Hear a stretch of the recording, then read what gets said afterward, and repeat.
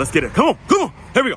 Aswand, Cruickshank, your one and only Move Swiftly speaker, checking in for a daily Move Swiftly thought, giving you a perspective on teamwork you will not get anywhere else. Hey, it happens, man. It happens. Recording this day after the my Michigan Wolverines team I'm a diehard fan of took their first L, horrible L, the horrific L that they took in Ann Arbor, officially failing the first major test of the year against Texas Longhorns. And as tough as that was to watch, as tough as it was to watch the Texas Longhorns come in and physically beat our ass, is as good as I feel right now in the morning, right? Once we shake it off, the reason I feel great is because as I think about it and my experience in this game, the amount of football I have consumed and watched and been a part of and seen, lost, win championships, lose championships, bad teams,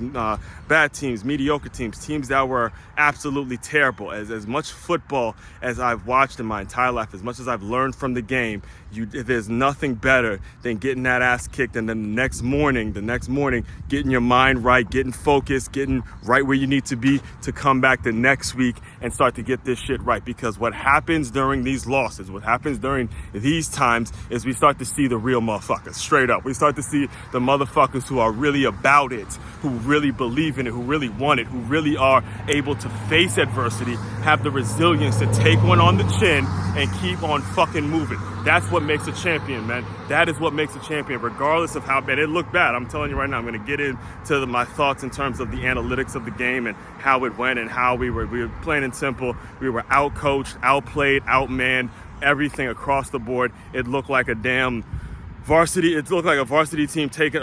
high school team taking on some brand new Pop Warner squad. That's what it looked like. Texas came in and they fucking brought it straight up. No ifs, ands, or buts about it. Gotta hand it to Sark and Ewers and them boys, man. They got a squad this year.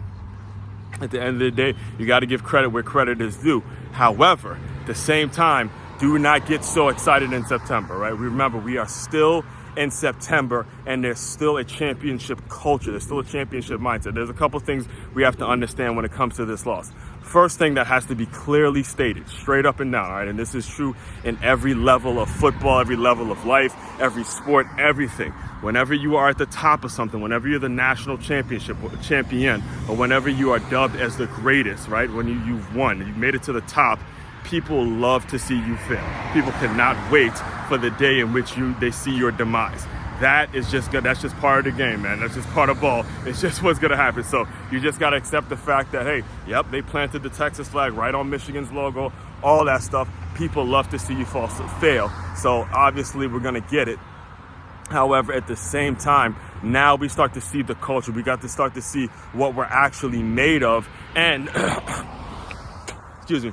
And we get to see who's really going to stand the test of time. That's what makes this game so special. That's what this game has always been about, all right? So as far as the analytics of the game and what I saw completely go wrong is, first and foremost, number one, you just got to make a decision at quarterback, man. You just got to do it. You got to make it. The reason that it was not a big deal a year ago or 2 years ago, the past 3 years even, is because you had a good enough offensive line that made your running game so good that your lack of passing game did not affect the outcomes of the game. It did not affect the results of the game. But you just got to accept the fact you got to mold your play calling to your personnel. And right now, your personnel is not getting movement in the run game. They're not getting movement on the line of scrimmage anymore. And because of that, this Alex Orji, Davis Warren experiment is just not going to work. You got to start thinking about how you can build a pass game to where these safeties and these defenses don't stack 9-8 men in the box and just crush your run game, and then you don't have a pass game to go to. You got to bring in a guy, and to be honest, as much as I love Davis Warren, I don't know how much confidence they have in him in being the guy that's going to be able to drop back and just sling it all over the field for 30-40 times a game. We got to have a run game. That's what we've been built on over the past couple years, and without that run game, to be 100% honest with you, we probably wouldn't have even made the playoffs last year. That run game is what actually took us to that national championship. So without that run game, and it's not just necessarily about Blake Corum, it's more so about the offensive linemen and making sure that those guys up front are getting movement, because, you know, what I saw yesterday was the defense, they didn't have the rotation on their defensive line like they did a year ago. And too often did we get Texas in 3rd and longs, and we let them off the hook over and over and over again. And we were getting put in some really bad situations defensively. Overall, defensively, I don't think the game was necessarily as bad as the score indicated, because we got the ball in some really unfavorable situations. And the offense just could not sustain drives. They could not sustain drives. The defense was on the field way too long. And by the time we got down too early, we're not a quick strike offense at this point where we can just put up a bunch of points. So the bottom line to it, just boils down to the analytics of the game, is we were out coached.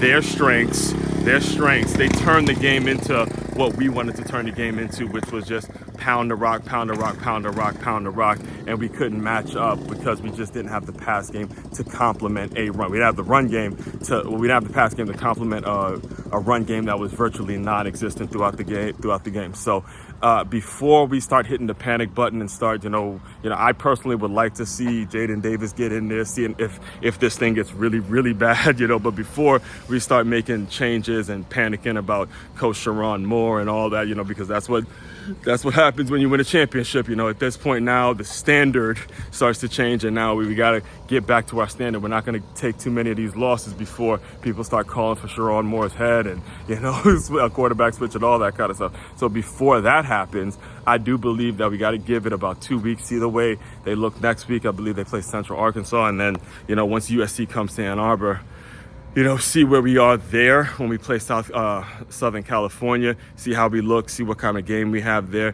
And then as we go along, we start to see what the adjustments are. That's really all it was. So the thing about losing, when it comes to losing in football, is you never want one loss to become 2 losses. Take it on the chin, keep on moving, and see what the guys are made of, see what the team is made of. So watching a game with some diehard Michigan fans, and as it became reality, as they say, reality bites. I'm looking at them and say, hey, no matter what, we're going to ride with our guys no matter what. And I told you guys yesterday, we're going to ride with our guys, win, lose, or draw. I'm going to ride with my team no matter what. I'm not like one of these Colorado folks, right? I'm a real fan, real Michigan fan. So I'm going to ride with my team, win, lose, or draw. I'm not. And I will actually, you know what, I may not even bring up Colorado right now, because they are that close to being irrelevant. I might not even just waste my time talking about them anymore. So anyway, all that being said, main website to check out to dive deeper into all my work, it's makeyourmove.com. That's MakeYaMove.com. One-stop shop for all your teamwork and your self-development needs. Aswand, Cruickshank, your one and only Move Swiftly speaker checking out. You guys continue to move swiftly. We will talk more soon.